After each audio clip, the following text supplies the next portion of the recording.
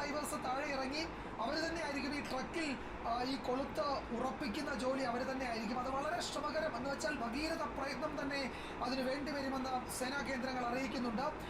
അവർ ഈ കൊളുത്ത് ഇതിൽ ഘടിപ്പിച്ചതിന് ശേഷം തിരികെ ജലോപരിതലത്തിലെത്തി അവരുടെ ഒരു ഗ്രീൻ സിഗ്നൽ കിട്ടിയാൽ അതിനുശേഷമായിരിക്കും ഈ ട്രക്ക് ഉയർത്തുന്നത്. ക്രെയിനും മറ്റുമായിരിക്കും അതിന് ഇത് വലിച്ചു പൊക്കുന്നതിന് വേണ്ടി ഉപയോഗിക്കുന്നത്. ഇപ്പോഴത് തലകീഴായി കിടക്കുന്നു എന്നാണ് മനസ്സിലാക്കുന്നത്. അതാണ് SP നമ്മളോട് പറഞ്ഞത്.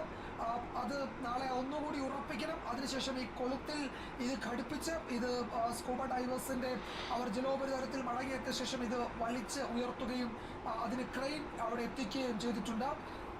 ഇപ്പോൾ ഇത്തരം ഹെവി എക്യുപ്മെൻറ്റ്സ് അതിന് വേണ്ടുന്ന എക്യുപ്മെൻറ്റ്സ് ഒക്കെ അവിടെ എത്തിക്കുന്ന തിരക്കിലാണ്. അത് പരമാവധി മുഴുവൻ രാവിലേക്ക് തന്നെ അവിടെ സംഭരിക്കും.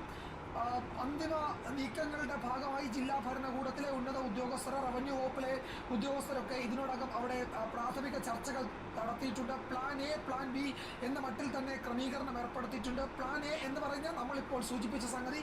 ഇനി പ്ലാൻ B അവിടുത്തെ കാലാവസ്ഥ മോശമാവുകയും വെള്ളത്തിൻ്റെ അളവ് ഇങ്ങനെ കുത്തൊഴുകി വരികയാണെങ്കിൽ അതിന് പകരം എന്ത് ചെയ്യണമെന്നതിൽ ചില പുനരാലോചനകൾ നടത്തുകയും ചെയ്യും. ഇന്നിപ്പോൾ വൈകിട്ടായപ്പോഴേക്കും ഞാൻ നേരത്തെ പറഞ്ഞതുപോലെ തീരപ്രദേശത്തുള്ളവർക്ക് പോലും ജാഗ്രതാ നിർദ്ദേശം കൊടുക്കേണ്ടി വന്നു. അവിടെ ഓറഞ്ച് അലേർട്ടുണ്ട്, കൂടുതൽ മഴ പെയ്യാൻ സാധ്യതയുണ്ട്. പക്ഷേ രാത്രി വൈകി മഴ കുറയും എന്നതാണ് ഇതുവരെയുള്ള സൂചനകൾ വരുന്നത്. അപ്പോൾ ഈ തലകീഴായി കിടക്കുന്ന ലോറി പുറത്തേക്ക് കൊണ്ടുവരിക, അതിന് വേണ്ടുന്ന വലിയ സാമഗ്രികളൊക്കെ അവിടെ എത്തിക്കുക, അത്തരം ജോലികൾ ഇപ്പോൾ നടക്കുകയാണ്. എന്തായാലും ഒരു കാര്യം ഉറപ്പാണ്, നാളെ ഈ രക്ഷാ ദൗത്യത്തിൻ്റെ ഏറ്റവും ക്രൂഷ്യലായ ദിവസം 10ാം ദിവസമാണ്. നമ്മൾ ആ ലക്ഷ്യത്തിലേക്ക് എത്തും എന്ന് ഇന്ന് നേരത്തെ MLA സൂചിപ്പിച്ചതുപോലെ തന്നെ ആ ലക്ഷ്യത്തിലേക്ക് എത്തും എന്ന് കരുതാം. ഏറ്റവും ഒടുവിൽ ഒരിക്കൽ കൂടി അരുൺ